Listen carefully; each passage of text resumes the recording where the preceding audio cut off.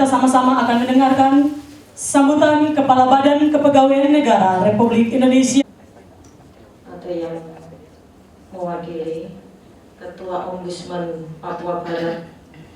Dan syukur kita panjatkan kepada Allah Subhanahu wa Ta'ala, Tuhan yang Maha Esa, karena rahmat dan ridhonya kita dapat berkumpul untuk mengikuti beberapa agenda acara, yaitu bimbingan teknis disiplin PNS yang diselenggarakan oleh Kantor Regional 14 BKN, kemudian evaluasi jabatan PNS yang diselenggarakan oleh BKN Pusat, Direktorat Kompensasi ASN, kemudian penyerahan dokumen kepegawaian, kemudian penyerahan dokumen penetapan NIP formasi awal untuk Kabupaten Manokwari Selatan, serta formasi tambahan untuk Kabupaten Pegunungan Arfak, serta pencanangan pembangunan ZI di lingkungan Kantor Regional 14 BKN.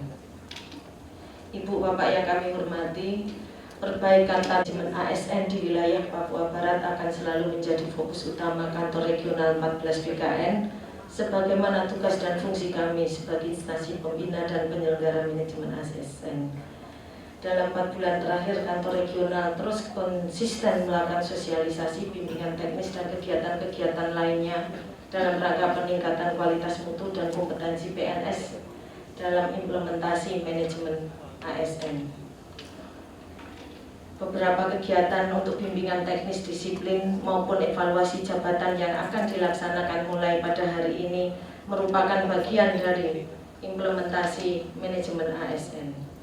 Laporkan bahwa pada kesempatan hari ini kami akan melakukan pencanangan zona integritas yang bertujuan untuk meningkatkan kualitas pelayanan publik dengan senantiasa meningkatkan akuntabilitas kinerja di lingkungan Kantor Regional 14 BKN.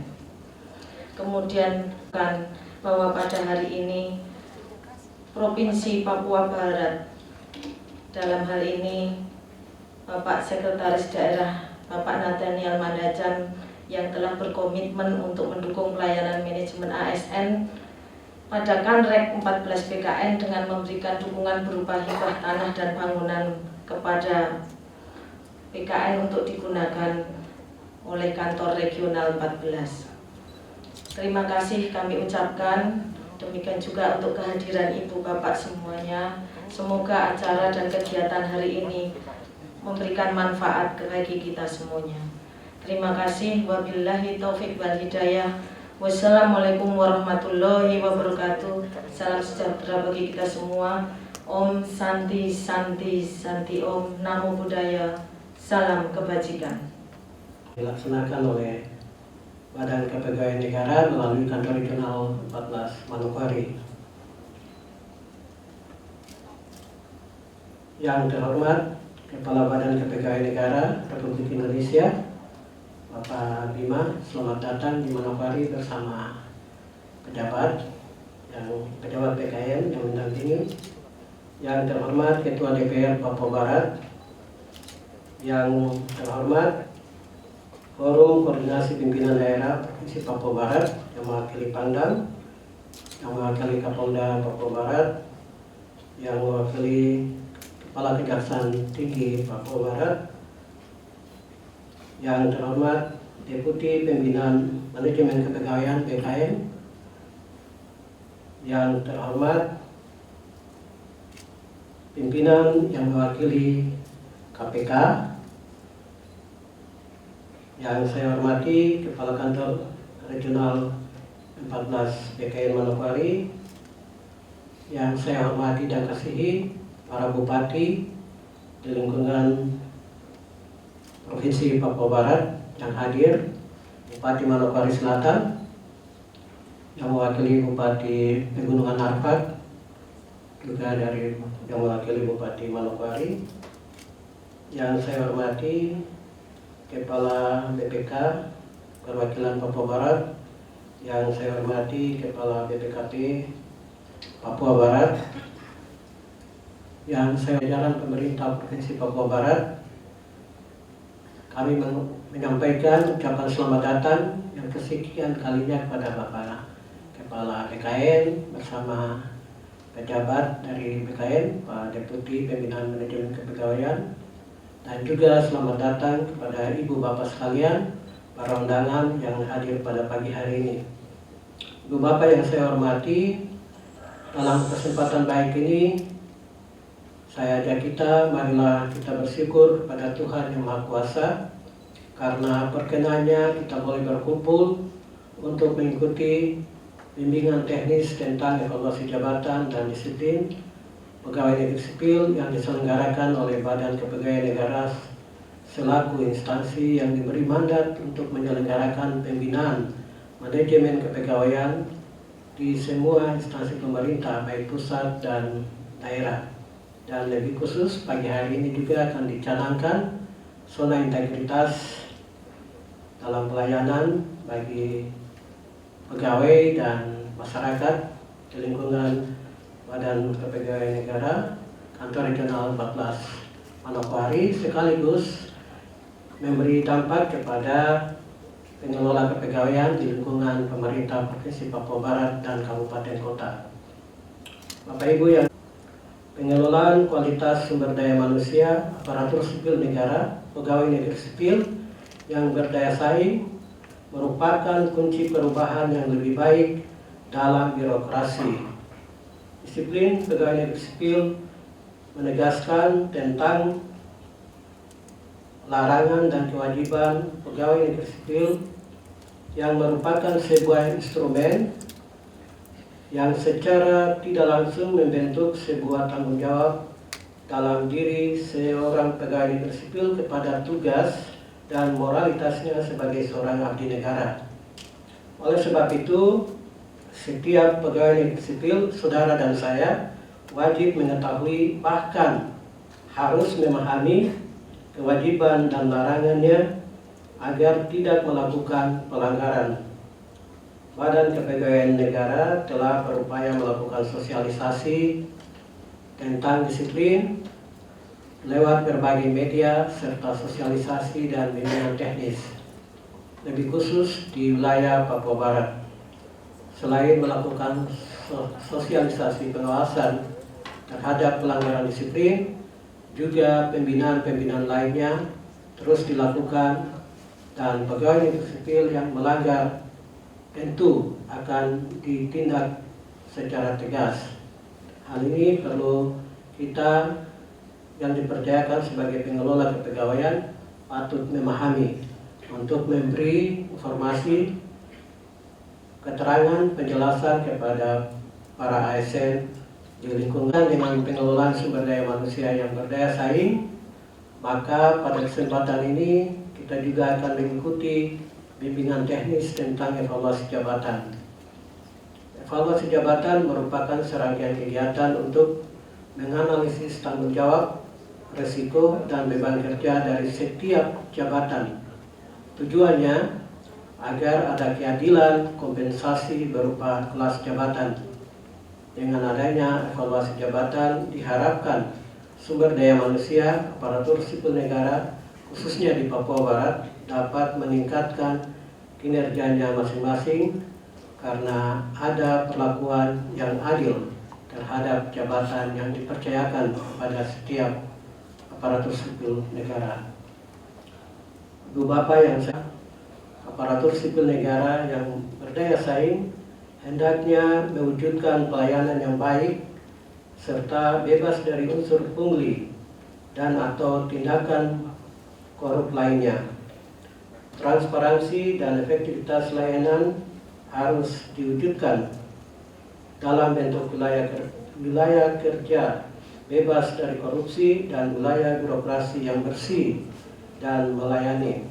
Sehubungan dengan hal ini, pada kesempatan baik pada pagi hari ini kita akan menyaksikan juga bersama penerapan zona integritas yang dilakukan oleh Kantor Regional 14 BKN menuju wilayah kerja bebas korupsi dan wilayah birokrasi bersih dan melayani. Sebagai arahan 14 BKN Manokwari, atas partisipasinya turut mengupayakan perubahan aparatur sipil negara di wilayah Papua Barat.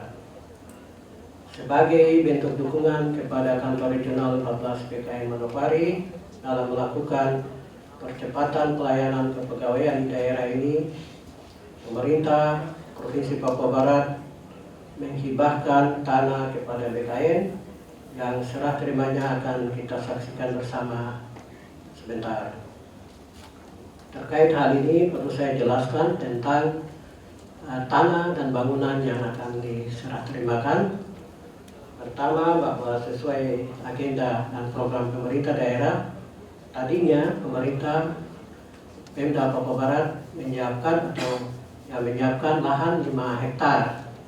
Tetapi karena situasi kondisi negara, beban yang begitu berat dialami negara, sehingga PKN menyerahkan kembali, meminta cukup daerah yang di depan yang sementara ini digunakan sebagai kantor dengan tanah kosong yang ada di bagian depan, dan 1 hektar tetap digunakan oleh Badan Kepegawaian Negara Kantor Regional 14 Manokwari, dan 4 hektarnya dikembalikan kepada Pemda Provinsi Papua Barat, sehingga dari 4 hektar itu kita akan alokasikan 2 hektar untuk DPR, kantor lama yang terbakar akan dipindahkan ke Arfai, kemudian 1,5 hektar untuk membangun kembali gedung arsip dari pemerintah daerah, dan 1,5 hektar untuk membangun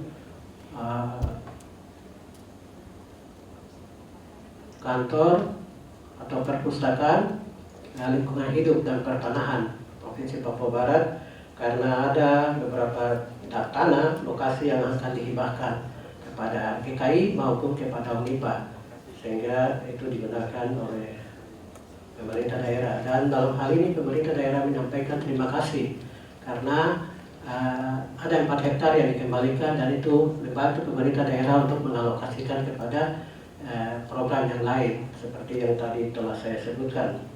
Maka pada hari ini sebentar saya akan mewakili gubernur menyaksikan serah terima atau melakukan serah terima tanah, lahan, dan juga gedung yang saat ini digunakan, dan pemilik gedung yang saat ini akan dialihkan ke tempat lain dan memang sudah disiapkan juga, yaitu para purnawirawan pensiunan dari 4 angkatan dalam TNI, Polri, juga Angkatan Udara, Angkatan Laut yang ada di Manokwari. Gedung itu akan kita pindahkan, atau fungsinya kita pindahkan ke tempat lain. Demikian itu dan lahan yang akan kita saksikan serah terimanya sebentar.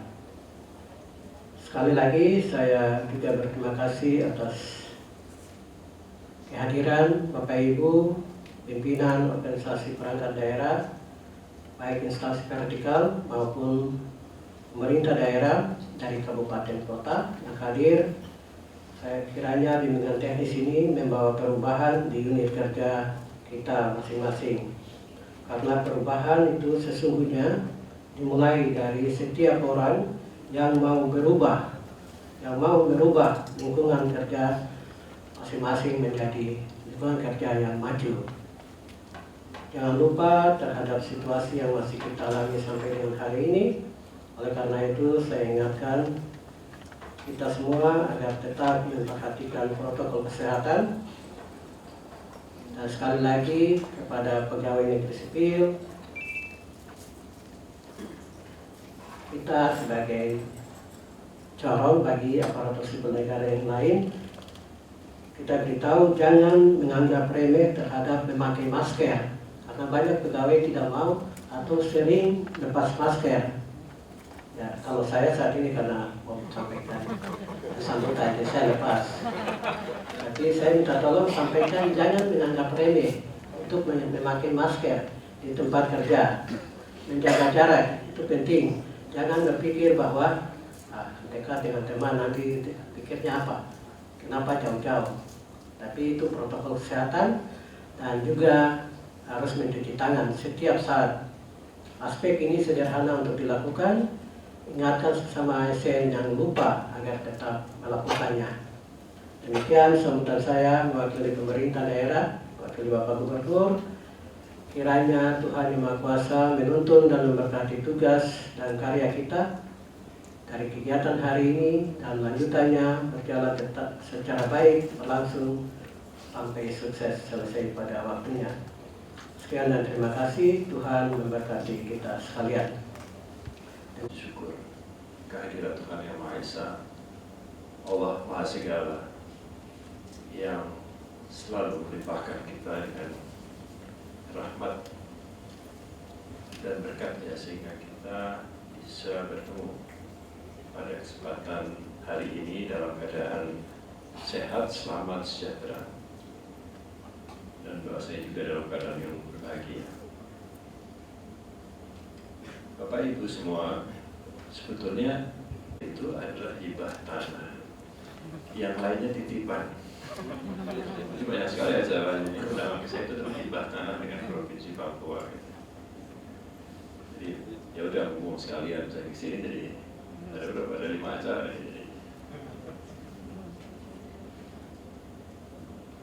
Kanrek Manokwari ini kanrek baru bersamaan dengan Aceh, kanrek 13 dan 14. Tadinya mau Aceh gitu ya, cuma Pak Menteri waktu itu, Pak Aswar Abu Bakar, wah gak enak Pak Bima kalau cuma Aceh saja, saya kan orang Aceh. Ya udah tambahin satu Pak, Manokwari. Jadi itu diresmikan pada saat yang sama. Dari tahun 2014 ya tidak salah. Sudah 4 kanrek, Pak Sumaryono, Pak Sidi, Pak Sormin, dan terakhir Bu Diana. Kalau BK-nya 1, ya. Kalau BK-nya awet banget.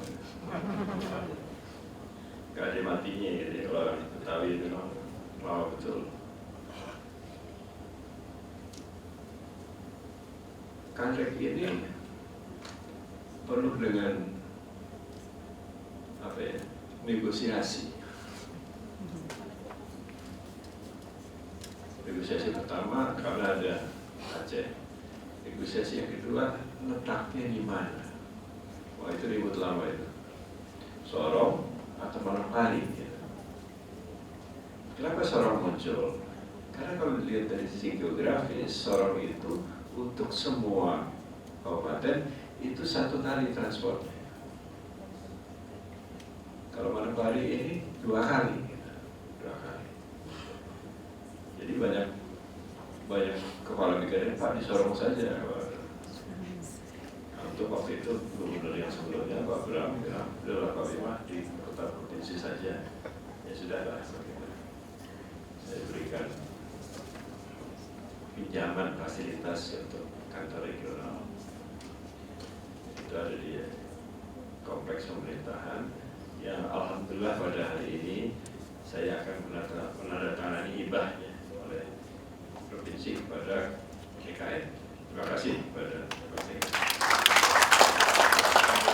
Dan kantor ini dan tanah sisa yang diberikan kami bisa membangun fasilitas yang lebih baik. Karena kantor regional ini sebetulnya punya 3 fungsi. Yang pertama adalah banyak fungsinya ya Pak. Tapi paling tidak dia perlu ada ruang camp. Itu yang sekarang ini masih sangat terbatas. Yang kedua ruang asesmen, itu yang belum ada. Jadi supaya tidak pergi jauh ke Jakarta atau tempat lain, diharapkan dengan ruang asesmen itu kita bisa melakukan asesmen di kantor regional. Sebetulnya tidak perlu juga kantor regional karena saya sudah mengembangkan asesmen secara digital. Jadi saya juga berharap ini bisa digunakan oleh semua kabupaten kota di Provinsi Papua Barat untuk membangun manajemen talenta. Kalau Anda punya talent management, manajemen talenta, pengisian jabatan itu tidak perlu dengan seleksi terbuka. Cukup dengan melihat data di talent management. Jadi talent Manajemen talenta itu isinya nanti adalah kompetensi untuk masing-masing orang. Dia kompetensinya apa, rankingnya berapa, kekuatan dan kelemahannya apa. Dan itu juga membutuhkan identifikasi persyaratan jabatan yang terbuka apa. Jadi dari data itu saja sebetulnya sudah bisa diketahui siapa yang akan menjabat apa, kapan. Administrasi pemerintahan dan birokrasi itu perlu predictable. Predictable itu bisa diramalkan. Birokrasi yang modern selalu tidak penuh dengan surprise. Saya lama di Amerika, sekitar 12 tahun lah. Magang ketika saya kuliah di beberapa kementerian di federal government. Di HUD itu Housing and Urban Development, di U itu Health, Education and Welfare, dan yang ketiga di Office of Management and Budget di White House. OMB itu seperti Bappenasnya Indonesia. Walaupun internship tetap saja ada wawancara, tetap saja ada tes. Kenapa? Karena banyak sekali yang mau internship di sana.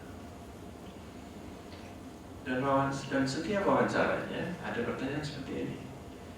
Kalau misalnya kami terima bekerja di tempat kami, itu kira-kira 10 tahun lagi, 20 tahun lagi Anda akan jadi apa di tempat kami ini? Dan itu harus dijawab. PNS kalau ditanya seperti itu kira-kira 10 tahun lagi, 20 tahun lagi Anda akan jadi apa? Jawabannya sangat rendah hati. Saya tergantung amanah saja, Pak. Air mengalir. Jadi sebetulnya dia tidak tahu dia mau kemana, mau jadi apa. Tidak pernah terbersit pun di pikirannya, saya akan mengembangkan kompetensi saya seperti ini, sehingga di masa depan saya bisa memimpin organisasi ini. Nah, itu kelemahan fatal dalam human capital management. Human capital itu orang itu harus tahu dia mau apa, sehingga dia bisa melakukan perencanaan karirnya sendiri. Nah, itulah fungsi talent management. Jadi mungkin akan saya kaitkan juga dengan bimbingan teknis yang akan dilakukan ini. Selalu ada pertanyaan bagi pemerintah, bagaimana kita bisa memajukan kesejahteraan dan kemakmuran masyarakat. Bagaimana caranya? Itu satu-satunya cara itu menjadi tanggung jawab yang harus dipikul dan dibebankan kepada pemerintah. Tapi bagaimana pemerintah melakukan itu? Apa yang jadi prasyarat dia bisa melakukan itu? SDM-nya Pak, oke SDM-nya. Jadi bagaimana kita bisa memilih SDM? Di SDM ini tahapan yang kedua atau ketiga. Tahapan yang pertama itu sebetulnya tugas kita itu apa sih? Anda harus bisa mengukur, menghitung. Ini dari ANJAR dan ABK, analisa jabatan dan analisa beban kerja. Jadi harus dihitung betul berapa kantor yang dibutuhkan. Setiap kantor itu tugasnya apa, melayani berapa orang, melayani apa. Dari situ kemudian berapa orang yang diperlukan, dengan kompetensi seperti apa. Ya, kalau itu sudah, bagaimana kita memberikan kompensasi dan insentif yang memadai kepada orang-orang ini. Nah, itu nanti dalam evaluasi jabatan. Itu tahapan kedua. Tahapan ketiganya, bagaimana kita memilih orang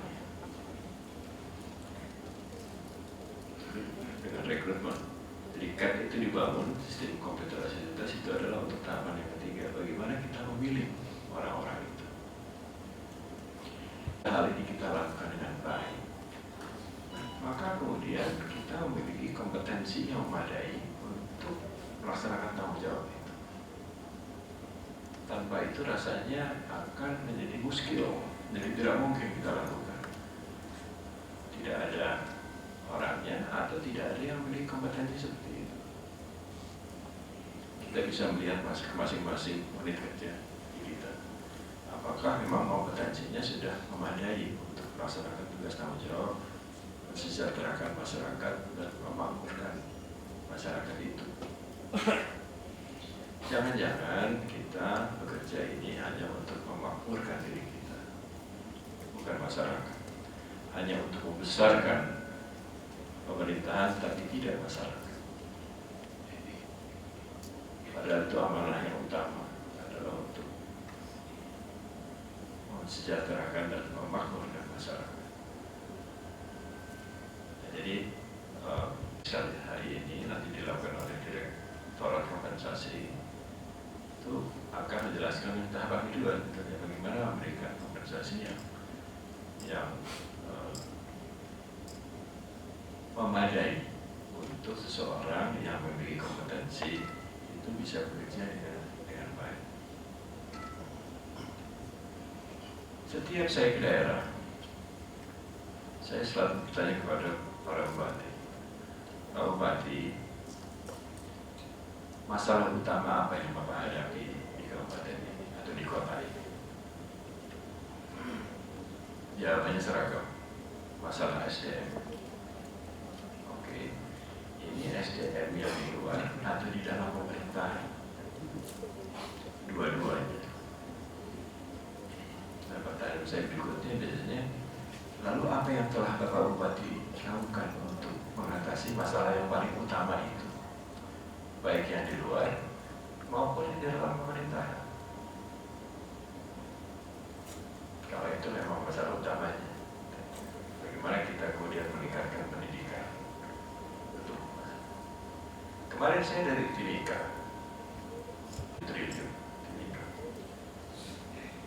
bagaimana sekolahnya, kompetensi sekolahnya?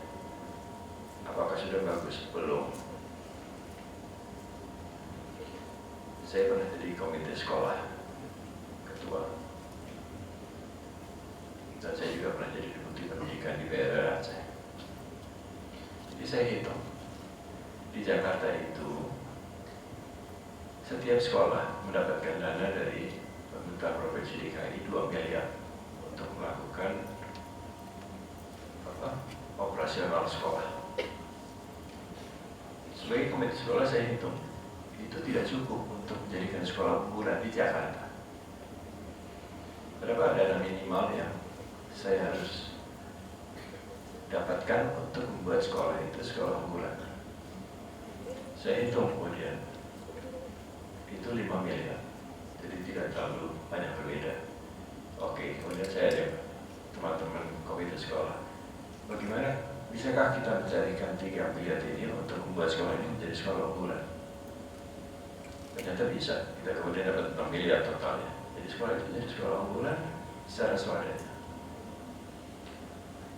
Dan di belakang kemarin saya tanya, ada berapa sekolah? Sampai 100 sekolah, tidak ada Pak, 50 itu kalau dikasih 5 miliar, mungkin kalau ditinggikan jadi banyak gitu ya. Kali 550 miliar, itu semua sekolahnya sudah akan menjadi sekolah unggulan semua. Dan masalah sumber daya manusia ke depan menjadi selesai. Nah, ini pendekatan-pendekatan yang perlu kita lakukan kalau kompetensi SDM pemerintahannya bagus. Mereka akan bisa berpikir seperti ini. Kalau tidak, dia kemudian akan proses bisnis seperti biasanya. Anak-anak ini juga tidak akan jadi pandai gitu. Itu baru sekolah, belum kesehatan dan lain-lain. Nah, kita ingin nasional untuk reformasi birokrasi. Kita ingin sesegera mungkin melakukan transformasi birokrasi ini menjadi birokrasi modern. Banyak yang harus kita lakukan, satu-satu, tapi ini sudah bergerak maju. Jadi dari sisi organisasi, dari sisi manajemen, pelayanan publik ini sudah lebih baik lagi. Walaupun dengan pandemi ini kita perlu bekerja di luar kebiasaan dan harus dengan cara yang cepat. Di luar kebiasaan itu karena selama pandemi ini pemerintah ternyata bisa memberikan pelayanan publik yang sama walaupun mereka bekerja dari rumah dan menggunakan sistem elektronik. Nah, banyak pertanyaan muncul dari situ. Apakah kalau pandemi sudah selesai, masyarakat akan mau dilayani kembali ke manual? Atau tetap akan menuntut pelayanan mereka tetap digital? Pasti mereka akan menuntut tetap digital. Pak, ngapain saya harus dari SKCK misalnya ke Polres? Kalau itu bisa saya lakukan lalu sistem digital. Atau Dukcapil, kenapa saya tidak hadir di sana? Kenapa tidak bisa semua itu dilakukan secara digital? Karena itu bisa dilakukan secara digital. Ya, jadi setelah pandemi ini selesai, kita tidak akan menurunkan intensitas perubahan itu, tetap akan seperti itu. Jadi kemampuan untuk memiliki kompetensi digital jadi penting lagi. Karena semuanya akan berubah jadi digital. Saya melakukan survei dari 100% ini di pusat. Apakah pekerjaan Anda menjadi lebih berat ketika masa pandemi? 20% mengatakan iya, 60% mengatakan sama, 20% lainnya tidak menjawab. Tidak menjawab karena pekerjaan jadi lebih ringan. Jadi ada 20% orang yang ketika pandemi tidak bekerja, pekerjaannya diambil alih oleh 20% lainnya. Jadi dari situ saja secara kasar kita tahu kok bahwa jumlah PNS kita ini berlebihan 20% dari sisi kompetensi. 20% ini kalau yang satunya working from home, yang satunya waiting for holidays, gitu ya, menunggu libur, ya, holiday. Karena mereka tidak bekerja dan tidak memiliki kompetensi untuk menggunakan IT dari rumah. Nah, ke depan ini bukan cuma WFH, WFO, di dunia ini WFA, working from anywhere. Siapa yang bisa?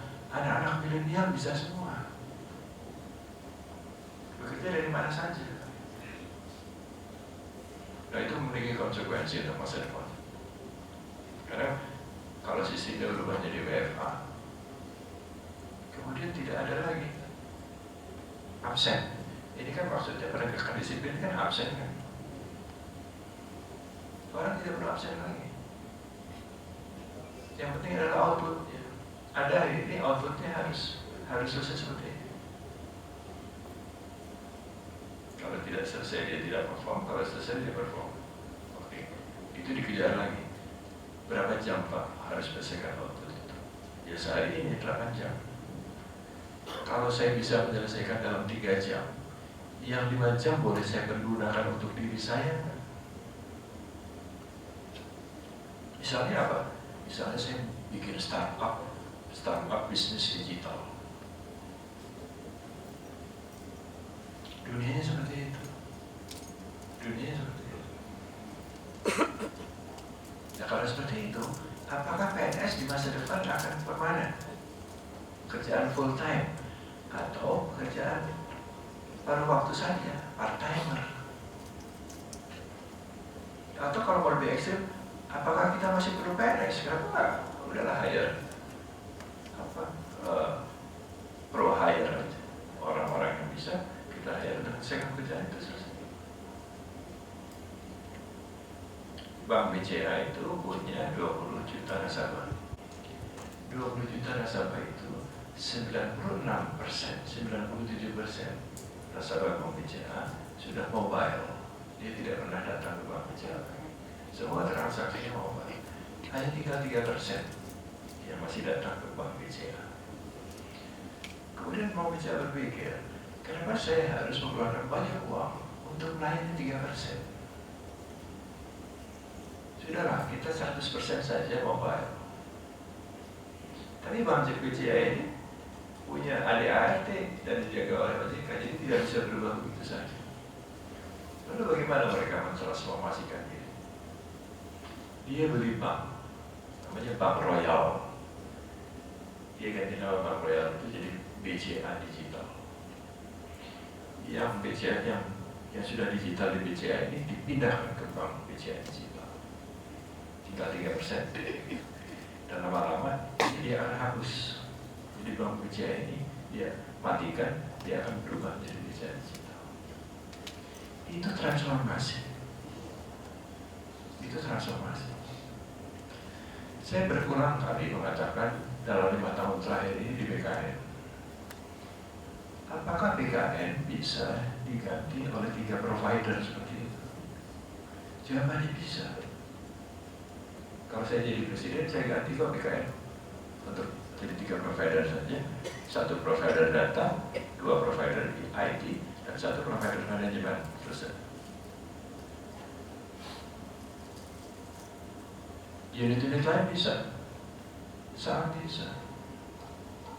70% pekerjaan yang sekarang ini ada, 10 tahun lagi hilang, punah. Anda boleh percaya atau tidak, Anda boleh terlena atau tidak, mau persiapan terserah. Itu adalah tren yang pasti. Big data analis itu penting. Wow. Tapi saya tidak pernah ada permintaan informasi untuk big data analis. Ajaib kan? Tidak ada. Padahal itu penting sekali. Dan kita akan berubah banyak formasi ke depan. Formasi sekarang ini banyak yang akan hilang. Di BKN itu ada namanya analis kepegawaian. Mungkin banyak yang sudah analis kepegawaian. Saya baru saja launching sistem aplikasi manajemen ASN digital. Kalau itu sudah berjalan dengan penuh 100% digital, kira-kira analis kepegawaian akan masih ada kerjanya atau tidak? Hilang pekerjaannya. Gara-gara ada sistem digital. Jadi diambil alih oleh sistem digital. Lalu bagaimana nasib orang-orang ini? Mereka harus berubah. Berubah menjadi apa? Banyak. Misalnya mereka bisa menjadi Human Resource Consultant for Public Sector, konsultan sumber daya manusia untuk sektor pemerintahan. Bikin aja yang baru atau rubah kompetensi. Dan dari 257 jabatan fungsional, ya Pak, SN sekarang berapa? 250-an ya. 250 jabatan fungsional itu 70% akan seperti ini, hilang. Apakah kita butuh akuntan? Oh, butuh Pak, penting. Penting untuk apa? Karena dia bisa membuat sistem. Dan kalau sistem sudah jadi, orang semua bisa menggunakan itu. Jadi akuntan itu adalah untuk membuat sistem. Kedepan nanti auditnya e-audit. Sudah ada IPROK. Kebetulan IPROK saya membuat ketika saya diputi di LKPP di Kartolo. Nanti e-auditnya juga ada. E-tax, e-reporting, semuanya sudah dalam bentuk digital. Jadi e-government, information government. Kapan itu akan terjadi? Rasa-rasanya itu akan sangat cepat. Kalau kita tidak berubah, kita akan didiles.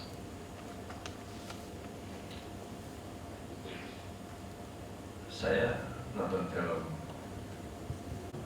main game. Karena yang perang drone, pakai drone, ya, ada belajar pilot drone itu, nggak ada orang. Nah kalau kita masih pakai orang yang habis, jadi kompetensi militer di Amerika akan juga seperti itu. Dan drone-nya bisa seperti nyamuk. gelaran kecil-kecil untuk pengintaian warna-warna. Dan itu juga bisa jadi bom kecil. Kalau membunuh teroris, lalu dia nempel ke kepala, meledak, das, selesai. Dan itu dikontrol dengan artificial intelligence. Kapan itu Pak? Sudah terjadi. Sudah ada. Uber taksi itu udah pakai drone sekarang. Kalau Anda ke Dubai, naik Emirat first class, terus nginepnya di Burj Khalifa, itu nanti mendarat di sana, dijemput pakai gold card. Excuse me sir, follow us sir, gitu. Can I have your passport? Pasportnya dikasih aja. Loh, kita kemana udah? Ke atas ya. Naik drone sendirian. Terus ya sih, baik. Drone-nya terbang ke Burj Khalifa sendirian, Burj Khalifa dijemput sana, turun ke Presidential Suite. Mahal ya, tapi experience itu, pengalaman itu sudah ada sekarang.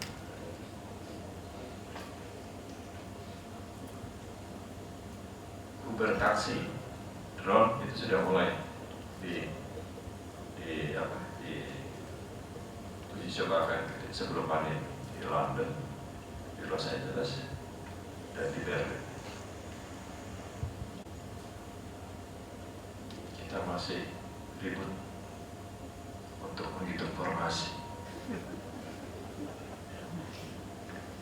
Pak, ini putra daerah OAP belum terpenuhi. Kita masih di sana. Kita belum bisa keluar dari situ.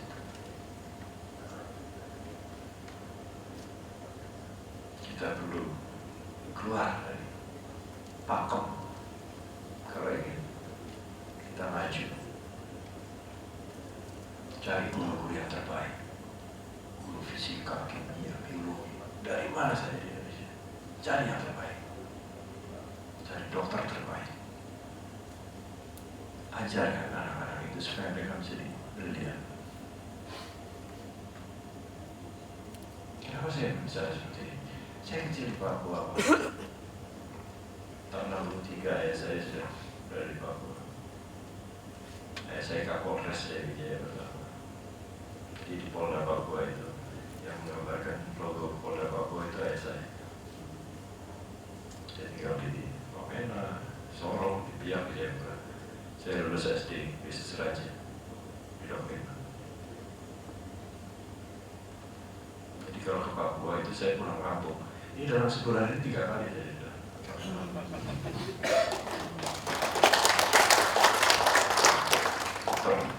Sini kemarin ke Fafo, kemarin dari Jayapura saya ke Peron, terus ke itulah kenapa saya kemudian mencoba membantu sekuat tenaga. Bagaimana kompetensi SDM pemerintah itu bisa baik. Jadi kalau ada yang bersama-sama, saya akan mewakafkan budi Anda itu untuk membantu. Ayo, kita lakukan itu. Perbaiki ancaman ikannya, perbaiki evaluasi jabatannya, perbaiki kompetensi SDM, sehingga mereka bisa memberikan pelayanan publik terbaik kepada masyarakat, sehingga masyarakat bisa menjadi lebih maju.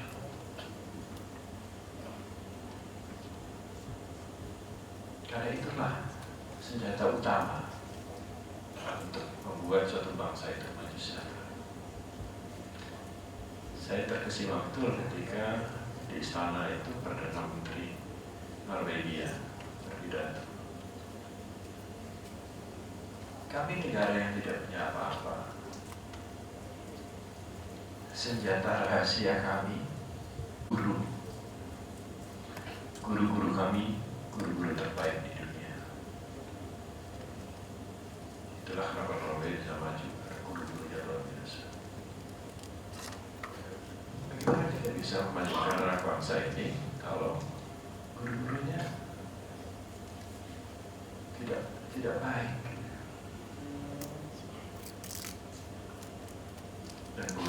bagus sekarang di YouTube. Cari pelajaran apapun ada di YouTube.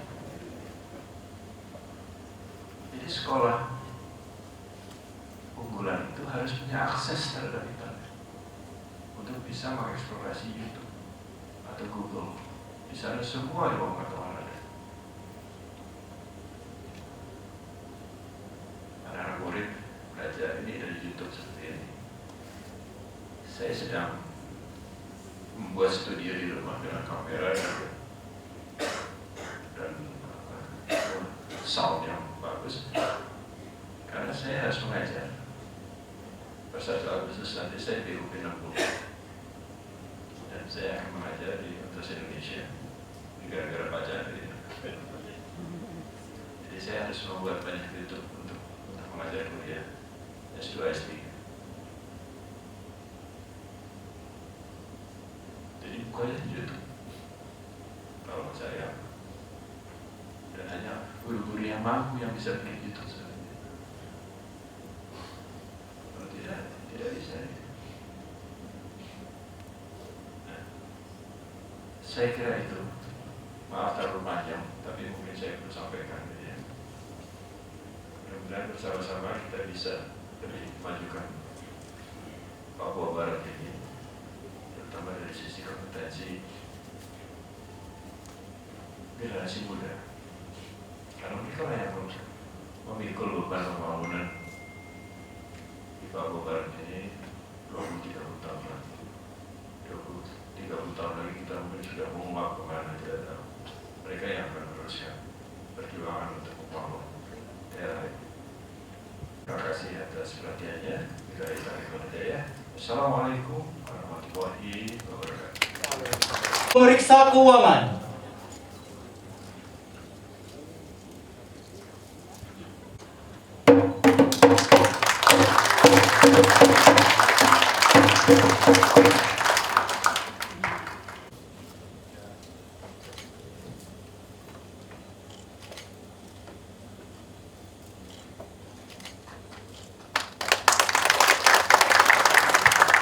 Teknis NIP CPNS Formasi 2018 Kabupaten Manokwari Selatan dari Kepala BK.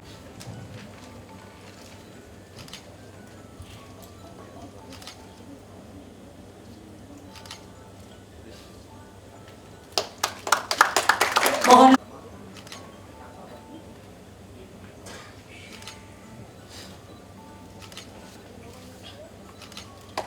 BMK.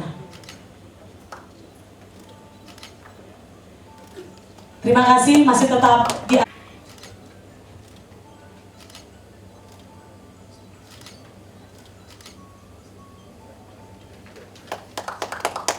Dua, tiga. Ya Bapak, terima kasih. Terima kasih. Teknis pensiun kepada nama-nama yang dipanggil. Yang pertama,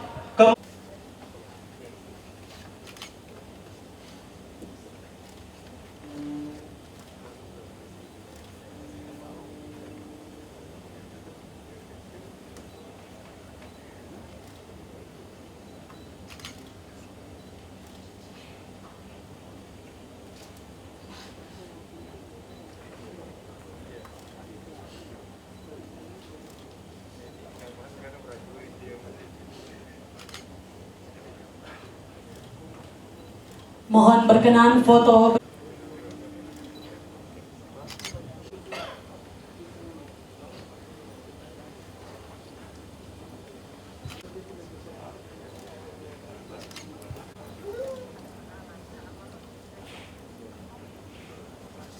Di Papua Barat.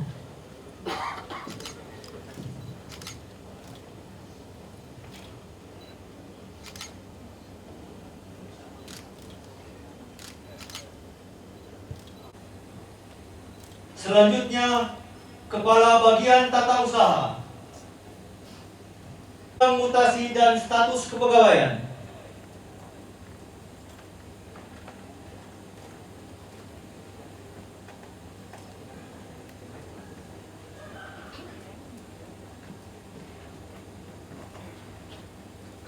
Kepala Bidang Pengangkatan dan Pensiun.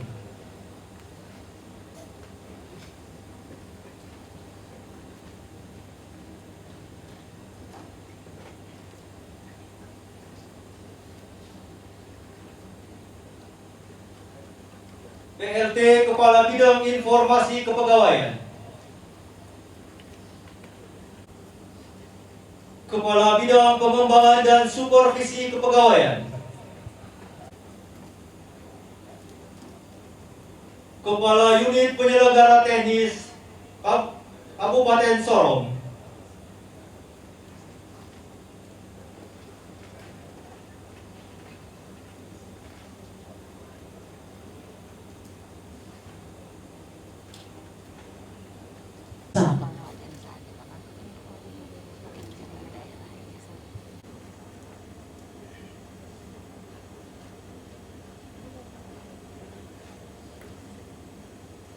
saksi dalam penandatanganan Piagam Pencanangan Pembangunan Zona Integritas.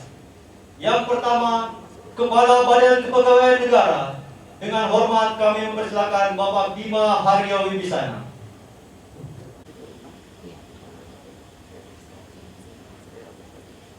Yang kedua, Sekretaris Daerah Provinsi Papua Barat. Kepada Bapak Dr. Andes Nathaniel D. Mandaca.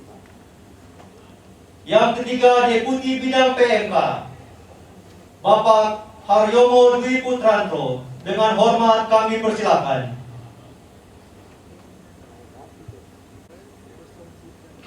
Untuk saksi yang pertama, dengan hormat kami persilakan untuk mengambil foto bersama.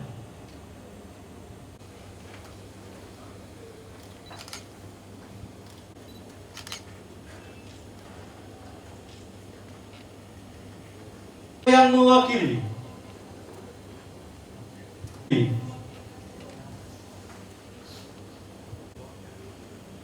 Ombudsman Perwakilan Papua Barat,